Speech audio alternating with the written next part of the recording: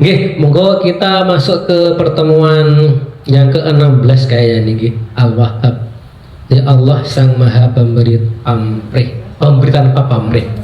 Karena Allah itu sifatnya adalah saking sayangnya itu memberikan tanpa ada pamrihnya sama sekali. Itu hebatnya Allah. Ayo Mbak, masuk Mbak.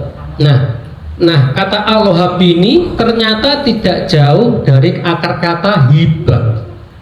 Hibah itu apa? Hibah adalah suatu pemberian yang tidak meminta imbalan. Hadiah, ngerti lah. Kayak hadiah. Hibah itu harus tidak ada imbalan setelahnya. Kalau ada apa-apa setelah hibah itu, kalau ada uangnya berarti jual beli. Nah, untuk hibah ini tidak ada embel-embelnya, ngasih aja, ngeweki aja, ngasih aja, memberikan tanpa ada pengen diberi imbalan setelah itu. Next. Nah, Allah itu memberikan apa? Nah, ternyata di dalam pemberian Allah itu ada kebaikan, ada kebaikan. Wujudnya adalah kebaikan. Ada berapa? Ada dua. Pertama adalah yang bersifat umum, yang kedua bersifat khusus. Yang bersifat umum itu apa? Yang bersifat umum itu adalah untuk semua makhluk tanpa terkecuali, tanpa ada satupun terlewat. Artinya kebaikan itu, anugerah itu diberikan Allah untuk semua makhluk. Ya, entah itu beragama Islam atau tidak beragama Islam atau bahkan tidak beragama sekalipun tetap mendapatkan anugerah dari Allah. Berupa niki oksigen, air minum yang seger kang ngoten, saged maem, saged dahar. Itu semua nggak peduli Islam, non Islam atau bahkan tidak beragama bisa menikmati. Kenikmatan memakan sesuatu, minum sesuatu seger sebagainya, itu semua berhak menikmati kecuali yang sakit, gitu. Selama dia masih sehat, bisa merasakan nikmatnya Allah, semua akan bisa mendapatkan itu. Itu yang tentang bersifat umum. Ini kita masih ingat dulu kita mendapatkan pemahaman tentang Ar-Rahman. Sama, Ar-Rahman itu adalah sifat Allah yang untuk semua makhluk tanpa memandang siapapun juga. Oke, itu tentang Ar-Rahman. Al-Rahim beda lagi. Ar-Rahim itu adalah untuk yang spesial dan spesifik. Nah, ini yang kedua, bersifat khusus. Ini pun juga ada dua. Pertama adalah untuk yang beriman, yang kedua untuk yang berdoa. Nah, kenapa saya ada dua ini? Karena yang beriman itu tidak selamanya dia meminta juga, atau tidak selamanya dia berdoa. Tapi Allah memastikan orang yang beriman akan mendapatkan anugerahnya walaupun tidak diminta. Itu beriman dan bertakwa pada Allah, dia pasti akan mendapatkan hadiah spesial dari Allah. Bisa jadi di dunia dapat, tapi insya Allah pasti di akhirat mendapatkan. Siapa tahu di sini dia mendapat ujian, mendapat bencana atau mendapat musibah. Mungkin di dunia dapat musibah atau bencana, tapi insya Allah pasti di akhirat akan mendapatkan hadiah yang utama dari Allah. Dari apa? Dari ia beriman tadi. Nah, yang kedua, bagi yang berdoa. Nah, ini bagi yang berdoa ini, nah ini ada spesifik juga, ada khususnya. Mbak, next, yang berdoa ini. Nah, ini saya ambil dari hadis dari Imam Ahmad bahwasanya salasu da'awatin mustajabatun la syakka fihinna da'watul da'watul madlum wa da'watul musafir wa da'watul walid ala waladihi. Kita coba membahas yang terakhir dulu, wa da'watul walid. Itu doanya orang tua kepada anak. Nah, ini mumpung jenengan sudah ada yang punya cucu, udah punya anak, monggo dimanfaatkan sebaik mungkin, semaksimal mungkin untuk berdoa. Karena doa orang tua kepada anaknya itu mustajab. Oke, mustajab, apalagi didoakan di setiap waktu, waktu-waktu yang juga istajabah, waktu-waktu yang juga punya levelnya sangat tinggi. Mungkin pas waktu duha, waktu tahajud, waktu di antara menunggu qomat, itu adalah waktu yang istajabah juga. Dan juga maksimalkan ketika kita ada di lokasi yang mustajab. Mungkin pas mesti bisa umroh, di sana bisa dipakai buat tempatnya mustajab juga. Itu dia, apalagi kita berdoa untuk anak-anak kita, berdoa sebanyak-banyak mungkin di tempat yang bagus, lokasi yang bagus, waktunya juga bagus, Masya Allah. Itu harapan terkabulnya sangat besar. Karena yang jauh ada yang belum dikaruniai keturunan, itu juga masih berbeda, mesti levelnya beda. Tapi yang punya keturunan monggo dimaksimalkan, dimanfaatkan sebaik mungkin. Mumpung ada waktu dan ada kesempatan untuk berdoa.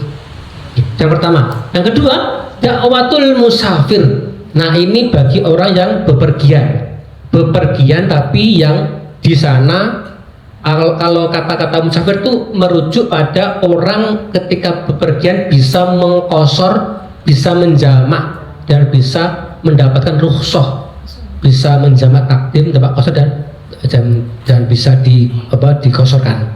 Nah, itu dimanfaatkan untuk berdoa mulai dari kita keluar rumah sampai kita masuk ke rumah lagi. Maksimalkan berdoa untuk kebaikan kita, karena itu adalah juga istajabah. Jadi jangan sampai kita cuma keluar tidur dan sebagainya, terus lagi tanpa ada berdoa. Itu eman-eman, karena itu adalah waktu juga untuk mustajab. Ya. Dan juga diingatkan untuk bepergian yang baik-baik saja.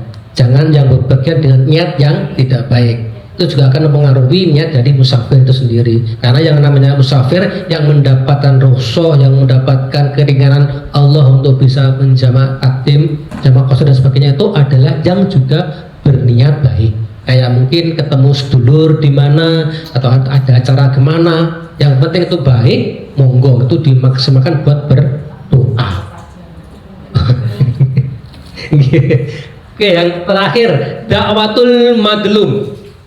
Doa orang yang terdolimi. Nah, ini doa orang terdolimi ini sangat juga langsung tembus langit.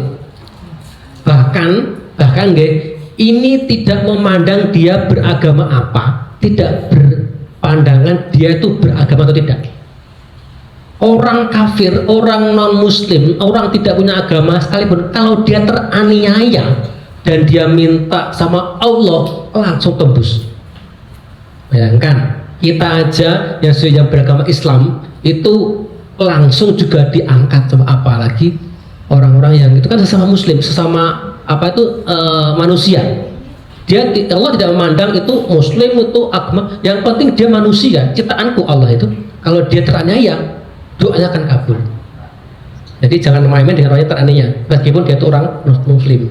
Oke. Jadi kita mesti harus, apalagi kita kok dengan orang yang muslim, orang yang tidak muslim aja kita harus hati, karena bisa jadi doanya akan terkabulkan. Jadi karena ini adalah terkait dengan kemanusiaan. Jadi kita nggak boleh sembarangan menganiaya dan mendalimi orang yang kita tidak boleh sebenarnya untuk melakukannya. Ya, itu tentang doa madlum. Kemudian next. Nah, apa kemudian yang bisa kita teladani dari sifat Al-Wahhab ini? Pertama adalah kita mempunyai sifat dermawan, suka memberi. Memberi itu tidak selamanya harus berupa uang. Kita bisa memberi bantuan apapun lah. Kita ada orang yang butuh bantuan, kita bawakan barangnya, atau kita bahkan kita memberi bantuan. Suka memberi apa? Memberi senyum pada orang, itu pun juga sesuatu yang orang buat senang. Karena apa? Kita ketika nggak punya apa, senyum dengan itu udah hal yang sangat menyenangkan. Senyum itu adalah, daripada kita cemberut, mending kita senyum itu lebih mudah. Bahkan ada yang bilang untuk bisa senyum itu lebih sedikit menggerakkan tuh daripada kita cemberut. Ini ada banyak lagi yang membuat kita susah, atau mungkin banyak kan itu ya. Jadi kita lebih mudah untuk senyum daripada cemberut, lebih mudah senyum daripada cemberut. Yang pertama, yang kedua, nah yang penting ini adalah suka memberi, next, tapi tanpa pamrih. Ini agak sulit ini. Nah, agak sulit ini memang. Tapi ini adalah suatu level yang lebih tinggi lagi, karena kita tidak cuma dianjurkan untuk memberi, tapi juga tanpa pamrih, tanpa ada pengen imbalan setelah itu. Karena ini juga mengikuti pada Allah Al-Wahhab yang memberi tanpa pamrih itu. Jangan-jangan kita ya suka memberi tapi tidak pengen pamrih. Kayak mungkin selama ini kan ada ngasih uang orang nanti dikasih di videokan, di kamera, ada gitu kan. Itu juga bagus, boleh, tapi alangkah baiknya kalau malah tidak di videokan. Sama kayak kita ngasih tangan kanan, ngasih tangan kiri nggak tahu, itu lebih bagus. Itu namanya memberikan rezeki, memberi orang dengan cara sir, rahasia, itu lebih bagus. Sama kayak saya ingat pada suatu hari Sayyidina Umar itu pas selama dia menjadi khalifah kan, dia suka jalan-jalan melihat warganya itu.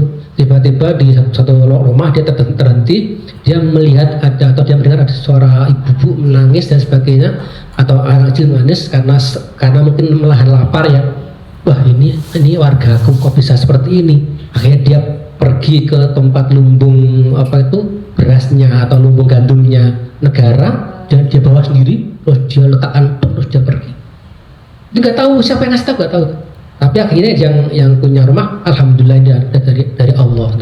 Nah, itu hal yang bagus karena ini tidak tidak jarang orang yang bisa memiliki seperti itu. Tapi padahal ini adalah suatu anugerah yang sangat besar, karena dia tidak melihat nanti gimana orang akan melihatnya. Bahkan ada orang yang malah difitnah ya gara-gara ini nggak pernah bantu, padahal dia yang bantu dia. Itu malah lebih levelnya tinggi lagi. Sudah dia difitnah tapi dia membantu, artinya dia malah mendapatkan level yang tinggi lagi, dan dia tidak marah dan tidak membalik tidak menghina balik, tapi malah menerima, ya nggak apa-apa, itu malah lebih tinggi lagi itu levelnya itu. Masya Allah. Semoga kita bisa meniru dan kita bisa mengamalkan sesuatu yang tadi, memberi dan suka memberi tapi tanpa pamrih. Demikian yang saya sampaikan. Ada yang bisa dikuduskan, monggo, kalau enggak ya kita bisa balik ke yang lain. Assalamualaikum warahmatullahi wabarakatuh.